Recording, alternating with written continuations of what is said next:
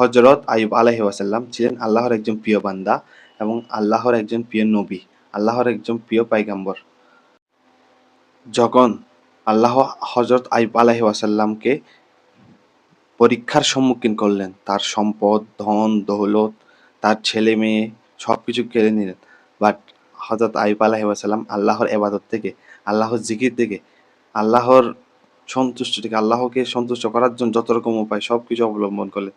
শেষ পর্যন্ত যখন উনি রোগে আক্রান্ত হয়ে পোকা উনার একদম রুহুতে পর্যন্ত চলে যাচ্ছে, যখন একদম করুণ অবস্থায় চলে গেছে, তখন উনি আল্লাহর কাছে ফরিয়াদ করলেন যে, আল্লাহ আমাকে শুধু এই চোখটা, এই কয়েকটা অঙ্গ ঠিক রাখো যেন আমি আপনার কি ইবাদতটা করতে পারি, অন্তত আল্লাহর জিকিরটা করতে পারি।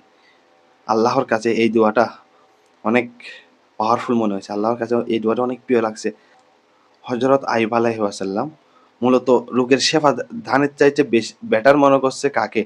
আল্লাহর ইবাদতকে। আল্লাহর ইবাদতের জন্য উনি আল্লাহর কাছ থেকে ফানা খুঁজছেন যে, আমি আল্লাহ, আমি তোমার ইবাদতটা করতে পারি অন্তত। এটার জন্য আমাকে যোগ্য রাখো।